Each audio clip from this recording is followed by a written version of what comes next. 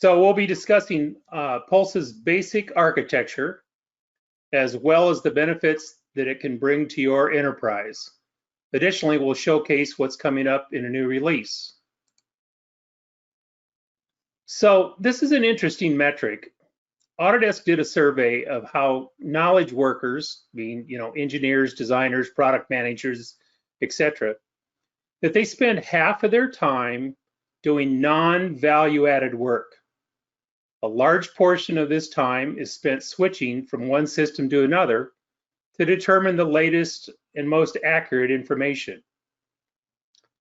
Through integration, these systems can communicate with one another, eliminating data re-entry, as well as reporting and searching, providing a single source of truth.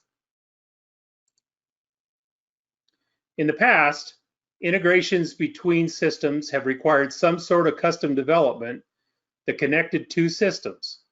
Notice how we've got one integration between Vault and Buzzsaw and another between Vault and ERP. It was difficult to get an integration to work with multiple systems at the same time. These types of integrations typically involve the use of code with a very specific purpose and did not lend themselves to reuse. IMAGINiT developers often played a part in those custom applications that I just mentioned, and in some cases we still do. But there's got to be a better way. A way to reuse functionality, a way to broaden the reach of integration systems that capitalizes on the elements common to all systems. Enter IMAGINiT Pulse, a cloud-based software as a service. The Pulse platform allows you to connect to virtually any system that has an API, regardless of platform or programming language. This concept has allowed us to be able to reuse roughly 85% of the functionality common to all integrations, such as extracting, transforming, or uploading data. The 15% that remains includes things like business logic and use case workflows. Things like that are specific to your company's requirements.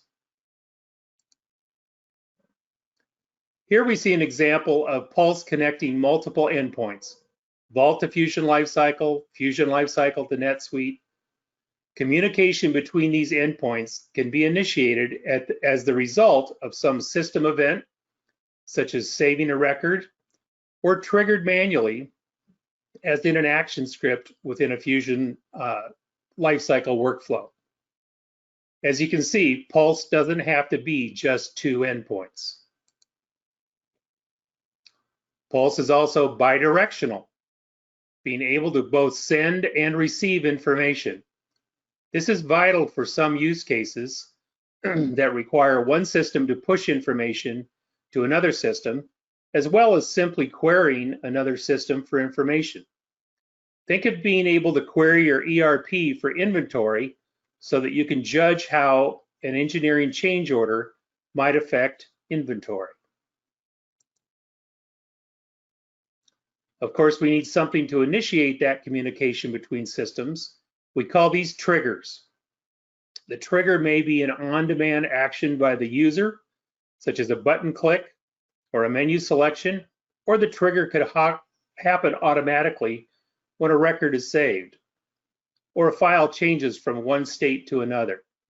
I'll explain more about triggers during the demo. Here's a breakdown of Pulse's workflow.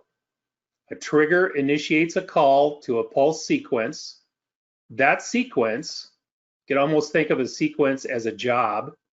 That sequence contains one or more scripts written in C# script that perform the actual work. Here we see a snippet of a script that maps fields from one system to another. So you can see that it's just clear text. The scripts are not compiled. There is a built-in editor, so we can easily access and maintain those scripts. So with that, we'll give a brief demonstration. This is a recorded demonstration. I'll have to admit we've been having some issues with IT and connectivity to our servers. So I wanted to make sure that that I could capture a good demonstration, and I wouldn't be blocked from logging in today for some odd reason. And if I push play, it should go full screen. So here we see Fusion Lifecycle. That's going to be the target of our integration today. We'll bring up Vault, and you can see here that we've got an assembly file in Vault, Inventor assembly file, and we've got a number of user-defined properties. And we want to move some of those or copy some of those properties over to, I'm going to pause just a second. We want to move some of those over to Fusion Lifecycle as we create these items. So our goal here in this integration is to take engineering data and then transform that metadata over into Fusion Lifecycle, creating new items along with a new bill of material in Fusion Lifecycle. So I was talking about triggers. This next preview here will show how triggers are set up for file states changes within Vault. So there's an add-in that runs on top of the Vault client for Pulse. Here you can see we've got two different transition triggers. One, when we go from work in progress to for review, and then for review to released. So that Pulse Vault add-in connects to Vault, reveals all of the current life cycles in Vault, as well as all the transitions within those life cycles. And then finally, we get to choose. It also connects to Pulse and pulls down all of the available sequences. So here we're going to send that Vault file metadata to a working file or a working item in Fusion Lifecycle. We're going to send over the DWF. We're going to send over the DWF of the drawing as well as a PDF. So all that's required by the engineer is simply to change the state of that file. So here you can see the assembly plus all of its children. I'm going to switch it to for review and simply click OK. They do this every day, all day, and it's nothing new for them to learn. So here we can see Pulse is telling us that it's sending 11 files over to Fusion Lifecycle.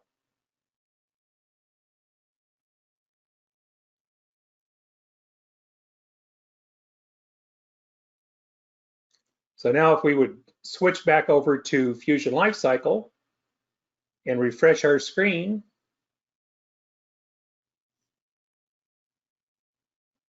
there we can see our new items in this workspace. There's our clamp assembly. We select that. There we get to see the metadata that was pulled over, the part number, the stock number, the description, all the comments. We also have the attachments that came along with each one of those.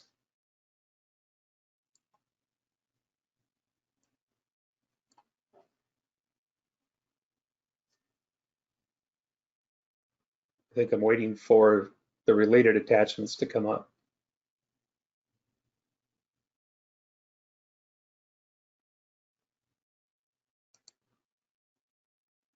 There they are.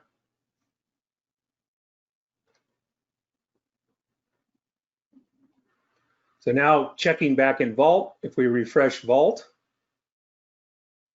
we can see now we have new metadata in our Vault files. That's that bidirectional communication. We've now copied the unique identifier, the DMS ID from Fusion Lifecycle, and pushed it back into a user-defined property in Vault. Okay, going on to our next slide.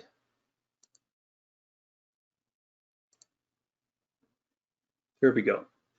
So in addition to our focused effort integrating Autodesk Vault with Fusion Lifecycle and on to ERP systems, Pulse can provide communication between other Autodesk systems. Here's a list of existing Pulse endpoints. You can see we've got Vault Connector, a connection to Fusion Lifecycle, of course. We've got a pre-existing endpoint to BIM 360 Ops, as well as Building Link.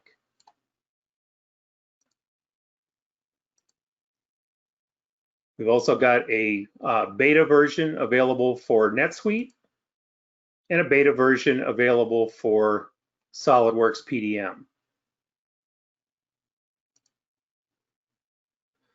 So if you think back to the slide showing the amount of time that the average knowledge worker wastes on menial and repetitive tasks, you should now recognize that integrating your systems using the Pulse platform will eliminate waste while providing greater access and insight into your business process by providing single points of truth. It's normal for Vault to own engineering data, or your ERP to own your customer and supplier accounts. There's no reason that data can't be shared across your enterprise. So Pulse is a subscription product, and your subscription includes updates to make sure that you're aligned with the latest Vault version or ERP release.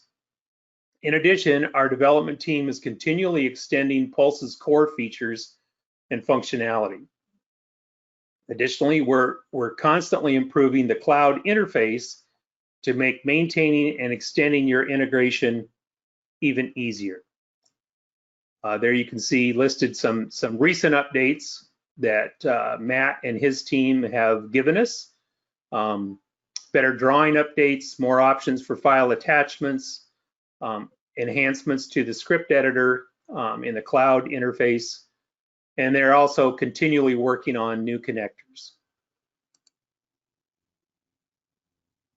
So the big question is, why Pulse? We've talked about custom integrations that carry all the cost and risk of a custom software development project. With Pulse's pre-built endpoints and established cloud platform, your integration project is more predictable, presents less risk, and is more cost-effective.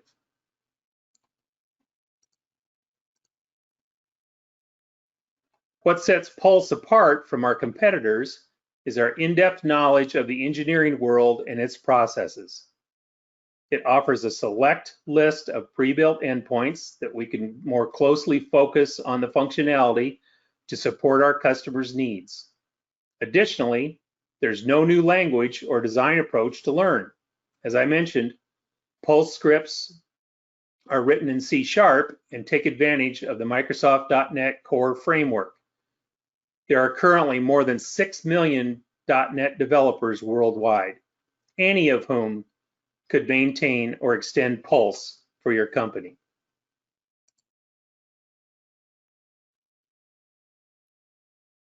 So in summary, IMAGINiT Pulse helps integrate and connect multiple business systems to expand visibility, access, and participation throughout the organization, eliminating the disparity between disconnected systems and excessive redundant manual input. So I think that brings us to questions and answers. Lisa? Yes, we don't have any questions at the time, but if you do have a question or if you're experiencing any problems with disconnected systems, go ahead and type in the question panel. It's located on the right-hand side, and we'll get those answered. And as I mentioned earlier, there is a handout available. So if you'd like to download that, just click on the handouts and it should be available there. And then we'll also go ahead and send out the recording to everyone too. I guess I would urge anyone with any questions or that would want to continue the conversation, please reach out to Matt Mason or myself. Our email addresses there are on the screen. Please feel free to give us a call or give us, drop us a line. Let us know what you're interested in or the problems that you're experiencing, and we'll be happy to talk to you and figure out how we, that Pulse could play a part in your next endeavor. Okay, so we do have a question. This says, what KPIs might represent measurable metrics that would help to sell the cost and effort of a unified Pulse integration across multiple platforms to senior management? Do you have any like return on investment type tools or anything that you could show like a senior manager? I'll let Matt chime in as well if he's still on the line. Matt's remote. Yeah. Go ahead, Matt. Can you guys hear me? Okay. Yeah. Yes. Yeah.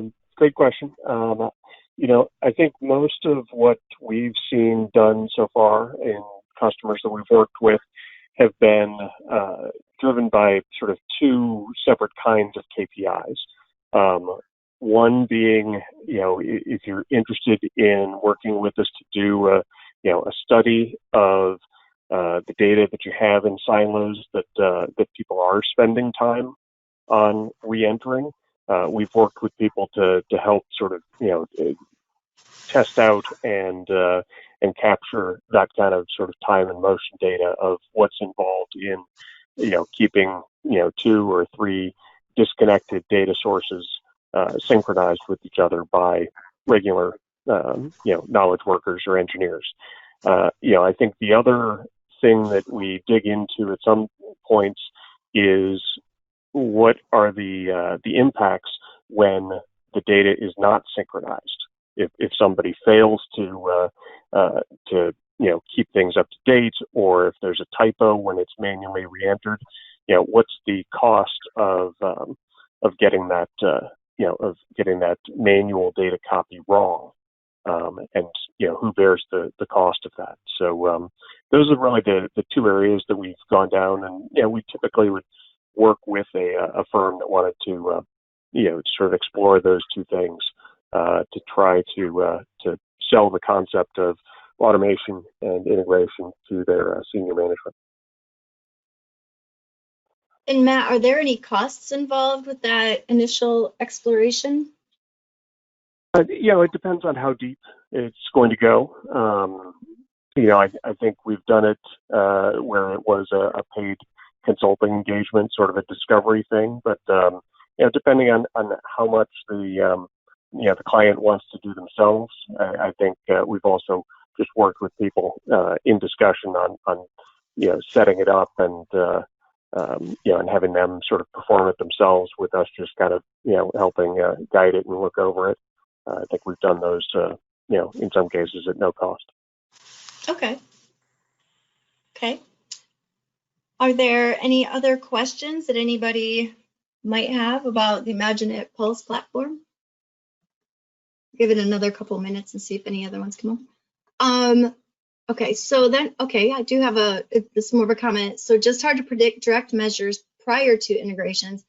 Maybe if you have case studies from other customers that could be shared. And I believe we do have some case studies, don't we, Matt?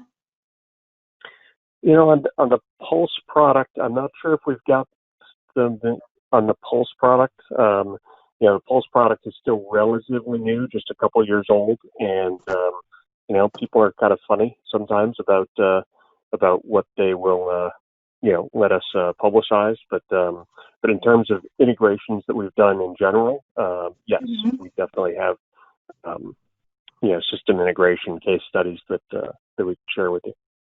Okay, so we do have those types of case studies that we can share.